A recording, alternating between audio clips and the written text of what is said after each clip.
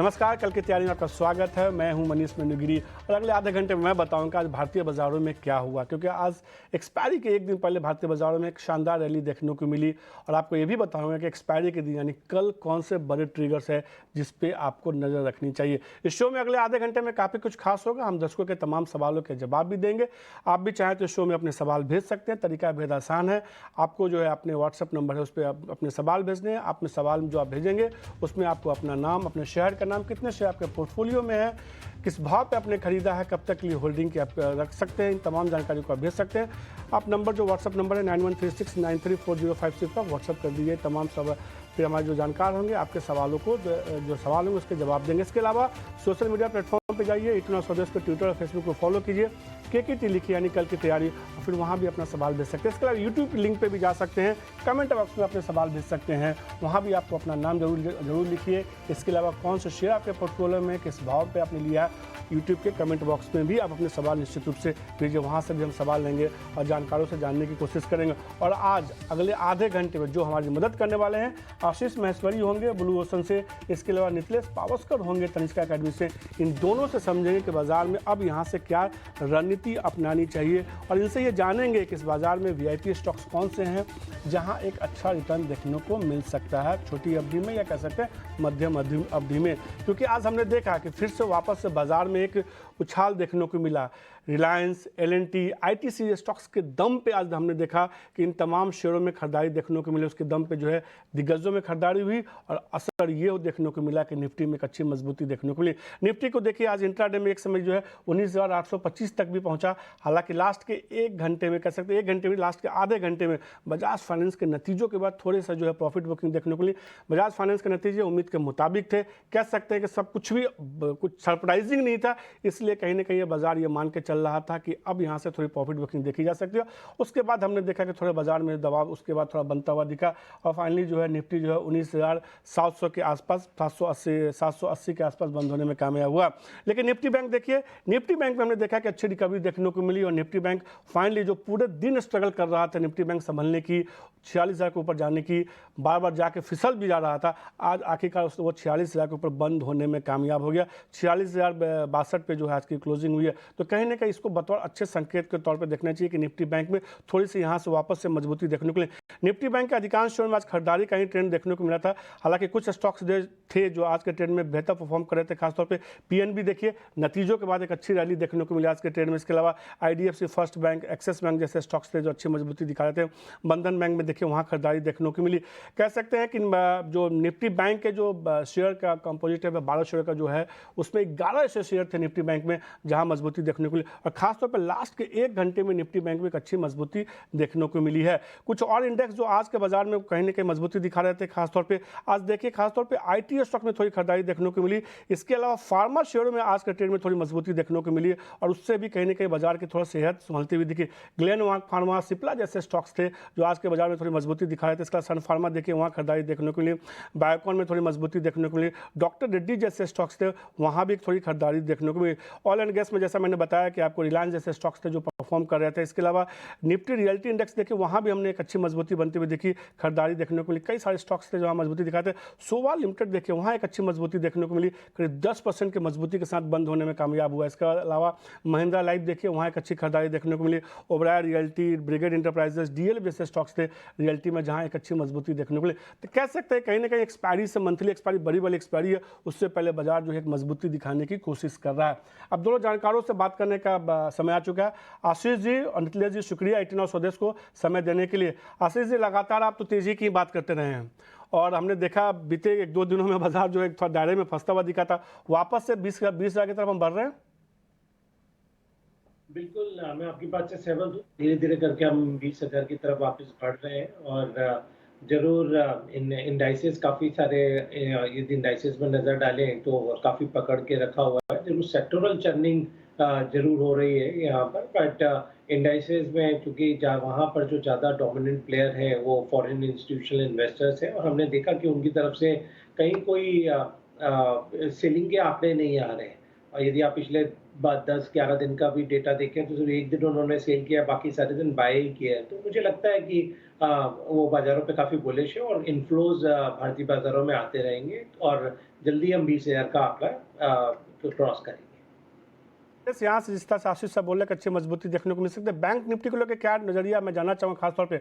आज फाइनली जो है अब स्ट्रगल कर रहा था सुबह में काफ़ी देर तक 46,000 को टिकने के ऊपर जाने की, अब कम से कम 46,000 के ऊपर आज बंद होता हुआ दिखा ही है। देखो अगर हम लोग देखेंगे तो आज के पूरे सत्र में मार्केट ने पूरी अच्छी तरीके से एक लीड किया और बैंकिंग पहले थोड़ा सा 45,800 के आसपास एक सपोर्ट लेने की कोशिश कर रहा था और लास्ट में जाके उसमें एक मोमेंटम देखने को मिला। तो अभी कल का एक इवेंट है उसको जाने दीजिए, हम लोग फ्रेश जो भी पोजीशंस बनाएंगे वो जो भी कमेंट्री आता है उस हिसाब से बनाएंगे। मैंने भी मेरे क्लाइंट्स को बोला है कि पोजीशंस हल्के करके जाना है, सामने इवेंट है, मंथली एक्सपायरी है, तो 1-2 दिन और हम लोग देखेंगे। अगर मार्केट फिर से 46,200 के लेवल्स के ऊपर ट्रेड करने में सक्षम रहता है तो डेफिनेटली हम लोग वहां पे क्या करेंगे, पोजीशंस बना के चल सकते हैं बाइंग साइड की। 45,900 स्ट्रिक्टली स्टॉप लॉस होगा। लेकिन अगर किस कारण से अगर 45,900 फिर से मार्केट ब्रेक कर देता है, तो फिर हम लोग 400 से लेके 600 पॉइंट का एक डाउनसाइड भी दिखा सकते हैं। तो मार्केट में दोनों तरीके से मौके आपको मिलेंगे और वहीं पे प्ले करना बेस्ट होगा। और सर को जैसे मैं सुन रहा था, स्टॉक स्पेसिफिक रहना बेहतर होगा मेरे हिसाब से, क्योंकि इंडेक्स में अगर हम लोग देखेंगे तो एक ही रेंज में मार्केट ट्रेड कर रहा है, तो बेटर है हम लोग स्टॉक स्पेसिफिक रहेंगे तो अच्छा रिटर्न्स मिलने के चांसेस बढ़ हैं। तो सीधे तौर पे स्टॉक्स पर भी नज़रिया बना के चल सकते हैं। हालांकि बाजार में अभी भी तेज़ी का रुझान बनता हुआ दिख रहा है लगातार।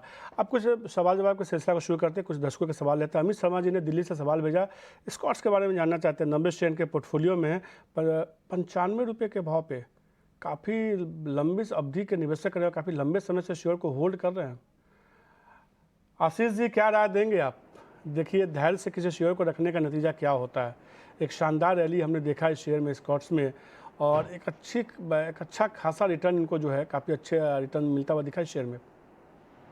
बिल्कुल काफ़ी एप्रिशिएट करना पड़ेगा कि इतने टाइम से उन्होंने स्टॉक को होल्ड करके रखा है और इतने सारे टेम्पटेशंस के बावजूद भी उसमें से आपने एग्जिट नहीं किया और इसी का रीज़न है कि आपको ये प्राइस देखने को मिल रहा है 2400 रुपये के आसपास। एक कन्विक्शन का अपना एक बेनिफिट होता है।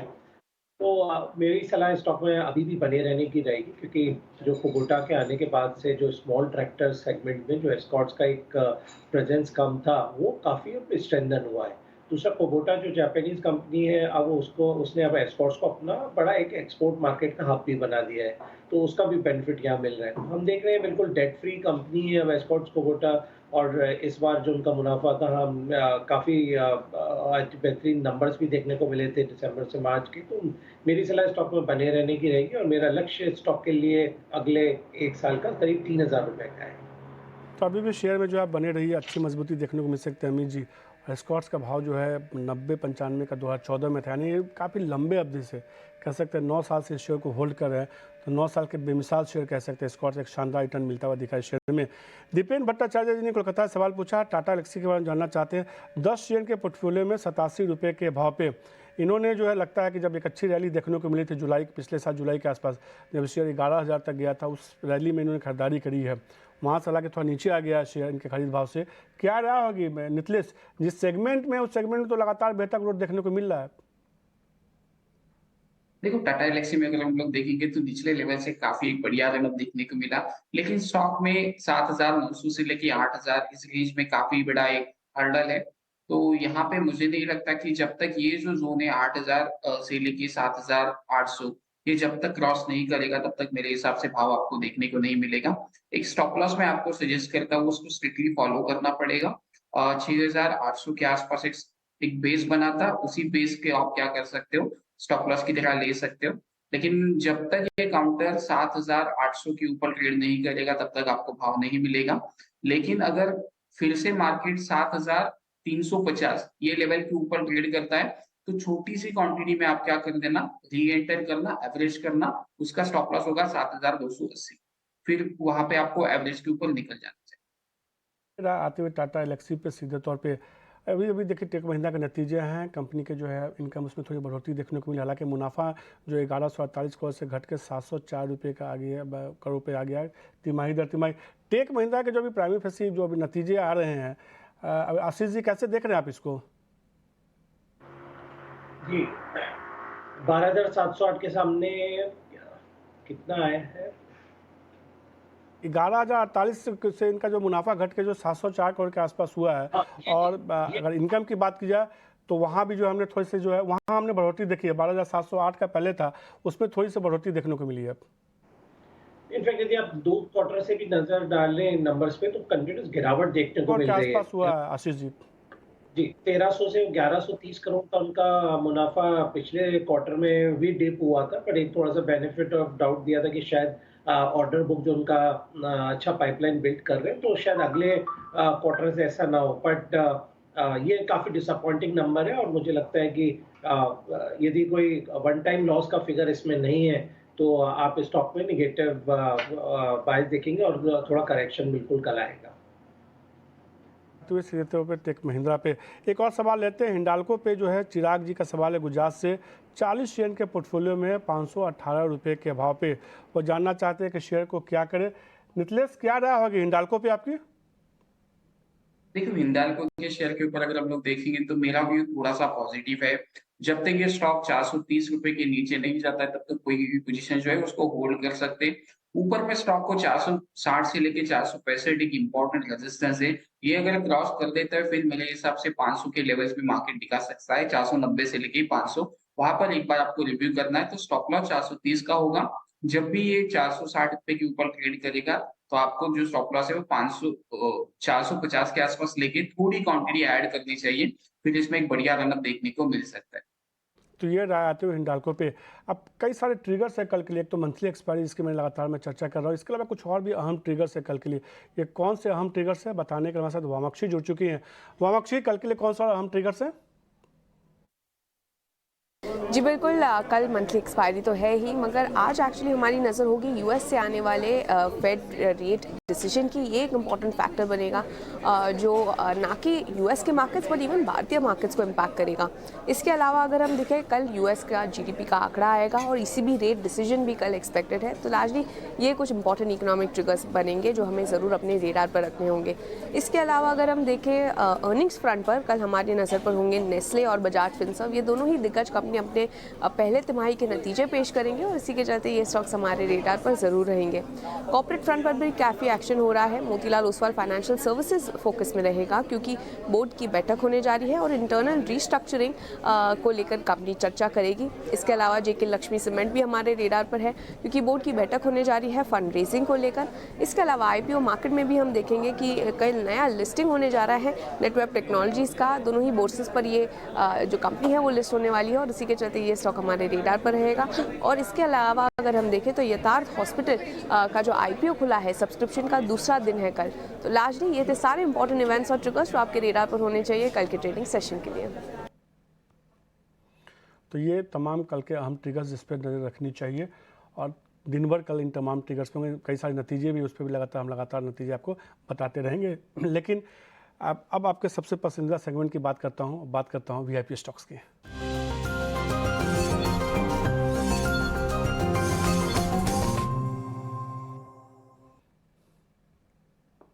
आशीष जी, पिछले 1-1.5 महीने का मैंने ट्रैक रिकॉर्ड आपका देखा। आपने जो भी वीआईपी स्टॉक्स बताए थे उसमें ठीक ठाक रिटर्न देखने को मिला अब तक निवेशकों को। तो आज कौन से वीआईपी स्टॉक्स बता रहे हैं हमारे दर्शकों को?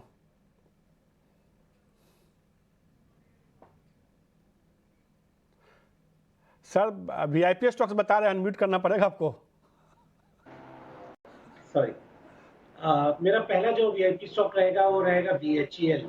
पहले एक लंबे अरसे के बाद हमने स्टॉक को 3 डिजिट में आता है देखा है और मुझे लगता है अभी भी पावर सेक्टर का सबसे जो अंडर वैल्यूड स्टॉक है वो बीएचईएल ही है। और रीजन ये था कि जो उनके नतीजों में वोलेटिलिटी देखने को मिलती रही है तो बहुत ज़्यादा इंस्टीट्यूशन पार्टिसिपेशन नहीं था पिछले कुछ समय से। बट यदि इस साल में देखें तो एफआईज ने अपनी हिस्सेदारी बढ़ा के 4 से 8% की और डीआईज ने भी 12 से 17% हिस्सेदारी की है। तो अब उनका भी कॉन्फिडेंस इस स्टॉक में बढ़ रहा है और 4 अगस्त को नतीजे हैं जो काफ़ी अच्छे आने वाले हैं। तो इसलिए मुझे लगता है कि बीएचईएल को बिल्कुल अपनी बाइंग लिस्ट में रखना चाहिए। दूसरा स्टॉक रहेगा रूट मोबाइल लिमिटेड जिसके भी 28 तारीख को नतीजे हैं और मेरा मानना है जिस हिसाब से तान्ला के नतीजे काफ़ी अच्छे आए थे, रूट मोबाइल उससे भी बेहतरीन नतीजे इस क्वार्टर में पेश कर सकता है। और इसके अलावा जो प्रॉक्सिमस का ट्रांजैक्शन भी अगले 3 महीनों में उसकी भी क्लैरिटी हो जाएगा कि वो कहाँ तक पहुँच रहा है। और आईएलडी और एनएलडी के रेट्स में भी जो इम्प्रूवमेंट हो रहा है, डिमांड बढ़ रहा है, तो उसका सबसे बड़े बेनिफिशियरी से में रूट मोबाइल रहेगा। तो बिल्कुल इस स्टॉक को भी बाय करने की सलाह है। तो रूट मोबाइल खरीदारी करने की सलाह। इसके अलावा एक और शेयर जो मजबूती इनको लग रहा है BHEL। रूट मोबाइल में आपको 1700 का लक्ष्य रखना है, 6 महीने के टारगेट के हिसाब 6 महीने के हिसाब से आपको खरीदारी करनी है शेयर में। जबकि BHEL लगातार एक अच्छी मजबूती देखने को मिली है शेयर में, 130 का लक्ष्य मान के चल रहे हैं आशीष सर यहाँ से, यानी कह सकते हैं कि 30% का रिटर्न देखने को मिल सकता है। अगले 6 महीने में खरीदारी कीजिए, लंबी अवधि के नजरिए के साथ 6 महीने के नजरिए के साथ खरीदारी करने की सलाह दे रहे हैं। नितलेश, आपकी तरफ से कौन से शेयर्स होंगे VIP स्टॉक्स में? देखो, मैं मार्केट के मूड और माहौल को देख के जाना पसंद करूंगा। थोड़ा सा मैं यहाँ पे सेल साइड का प्लान करूंगा। 2 ट्रेड कॉल्स होंगे मेरे, दोनों कंडीशनल कॉल होंगे। कोई भी बड़ा गैप अप या फिर गैप डाउन होता है तो उसको अवॉइड करना है। तो पहला ट्रेड होगा मेरा लुपिन का। लुपिन की अगर हम लोग डेली चार्ट को ऑब्जर्व करेंगे तो मेरे हिसाब से वहां पे थोड़ा सा डिस्ट्रीब्यूशन पैटर्न लग रहा है। 940 के हिसाब से हम लोग यहाँ पे बिकवाली करेंगे। 950 का स्ट्रिक्टली स्टॉप लॉस होगा। 920 का हमारा पहला टारगेट होगा। दूसरा जो ट्रेड होगा वो होगा अपोलो हॉस्पिटल का। अपोलो हॉस्पिटल में अगर हम लोग बात करेंगे तो अवली चार्ट के ऊपर एक कंटिन्यूअसली ट्रेंड लाइन का सपोर्ट कर रहा है और आज मुझे लग रहा है कि वो ट्रेंड लाइन ब्रेक होते हुए तो कल अगर ये 17 में अगर 5150 के नीचे ट्रेड करता है तो 5200 के स्टॉप लॉस के साथ हम लोग इसमें बिकवाली प्लान करेंगे। 5050 हमारा पहला टारगेट होगा और दूसरा जो टारगेट होगा 4980 का होगा। ये स्टॉक अगर 5120 के नीचे ट्रेड करेगा तो स्टॉप लॉस को हम लोग कॉस्ट के आसपास लेके चलेंगे, जहां से क्या होगा कि ट्रेड को हम लोग सेव करेंगे। एज ए डिस्क्लोजर, ये जो भी ट्रेड है मैंने मेरे क्लाइंट्स के साथ लेवल शेयर किया। अपोलो हॉस्पिटल बिकवाली करने की सलाह हो, 5050 का टारगेट होगा, 5200 रुपये का आपको इसमें स्ट्रिक्ट स्टॉप लॉस लगाना। ल्यूपिन में जो है यहाँ से मजबूती देखने को मिल सकती है, खरीदारी करने की सलाह दे रहे हैं नितलेश। 2 स्टॉक्स आज के कह सकते हैं कि जिसमें कि खरीदारी की बिकवाली करने की सलाह दे रहे हैं। ल्यूपिन में बिकवाली करने की सलाह, 920 के टारगेट के साथ 950 का आपको इसमें स्टॉप लॉस लगाना। तो Apollo hospital, lupin 2 pharma stocks है जो यहाँ कमज़ोर लग रहा है नितलेश को, जबकि आशीष सर ने 2 शेयर खरीदारी करने की सलाह दी है। BHEL जहाँ पे एक अच्छी मजबूती देखने को मिल सकती है 6 महीने के हिसाब से, और रूट मोबाइल 2 शेयर उन्होंने खरीदारी करने की सलाह दी है। लेकिन अभी एक बड़ी खबर आती हुई दिख रही है अभी के लिए। प्रकाश प्रियदर्शी हमारे साथ जुड़ रहे हैं। GST काउंसिल की जो है 2 अगस्त को बैठक होने वाली है, जिसमें गेमिंग पे जो 28% GST लगाएगा उसको लेकर कुछ और विचार होने वाला है। प्रकाश, क्या है पूरा डिटेल ये?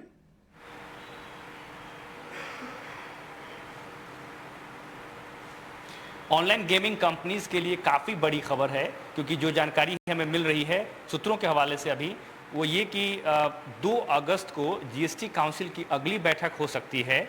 और ये बैठक दरअसल GST काउंसिल के पिछली बैठक में लिए गए उस फैसले के कॉन्टेक्स्ट में है, जिसमें ये कहा गया था कि ऑनलाइन गेमिंग के ऊपर यूनिफॉर्म 28% GST लगेगा और वो भी फुल फेस वैल्यू के ऊपर लगाया जाएगा। लेकिन GST काउंसिल ने इस बात की स्पष्टता नहीं दी कि आखिर फेस वैल्यू का निर्धारण कैसे होगा, वो एंट्री लेवल पे होगा या फिर एवरी बेट पे होगा, उसमें जो टोकन होता है उसको कंसीडर किया जाएगा या नहीं किया जाएगा। तो ये तमाम ऐसे मसले थे जिस पर अभी भी कन्फ्यूज़न बना हुआ है। लिहाजा इंडस्ट्री ने भी वित्त मंत्रालय से इस मसले पर संपर्क किया है, साथ ही साथ कुछ चिंताएं भी जताई हैं। उन सबको ध्यान में रखते हुए ये फैसला किया गया है कि GST काउंसिल की 2 अगस्त को एक बैठक होगी, वीडियो कॉन्फ्रेंसिंग के जरिए बैठक होगी, और उस बैठक में उस फ्रेमवर्क को अंतिम रूप दिया जाएगा, जिसमें ये निर्धारित किया जाएगा और ये तय किया जाएगा कि आखिर फेस वैल्यू यानी कि 28% GST अगर आप लगाते हैं फेस वैल्यू पे, तो वो फेस वैल्यू क्या हो, एंट्री लेवल पे हो या एवरी बेट पे हो, ये निर्धारण होगा और ये GST काउंसिल को ही करना है। लेकिन साथ ही साथ एक और बात जो मैं स्पष्ट कर दूं, इसमें इस फैसले के ऊपर कोई रिथिंकिंग का प्रस्ताव नहीं है, यानी कि 28% GST लगाने का जो फैसला किया गया उसमें कोई बदलाव नहीं, फुल फेस वैल्यू पर GST लगना है उसमें कोई बदलाव नहीं। सिर्फ इस मसले पर विचार किया जाना है कि आखिर फेस वैल्यू का निर्धारण कैसे होगा, वो एंट्री लेवल पे होगा या एवरी बेट पे होगा। इसके लिए 2 अगस्त को बैठक होने जा रही है और जाहिर तौर पे ऑनलाइन गेमिंग कंपनीज के लिए बड़ी खबर आ सकती है। क्या प्रकाश ये जानकारी देने के लिए सीधे तौर पे जो 28% GST लगा है उसमें कोई बदलाव नहीं होने वाला, बस फेस वैल्यू का निर्धारण कैसे होगा उसके तरीकों पे विचार होने वाला। हालांकि हमने देखा था जब ये खबर आई तो उसका डेल्टा कॉर्प जैसे स्टॉक्स में काफ़ी तेज़ गिरावट देखने को मिली थी। एक समय डेल्टा कॉर्प 170-72 के जोन में पहुंचा था, वहां से वापस इन तमाम शेयर में थोड़ी सी पुलबैक रैली देखने को मिली। अब देखना होगा इस खबर का असर कल कितना देखने को मिलता है भारतीय बाजारों में इन तमाम शेयरों में। आशीष जी और नितलेश आपका शुक्रिया, प्रकाश आपका भी शुक्रिया जीएसटी पे जुड़ी खबर बताने के लिए। और आशीष जी और नितलेश जी 18 स्वदेश पर समय देकर कई सारे शो पर आपसे चर्चा हुई, इसके लिए शुक्रिया। मुझे दिए इजाज़त, कल की तैयारी में नमस्कार।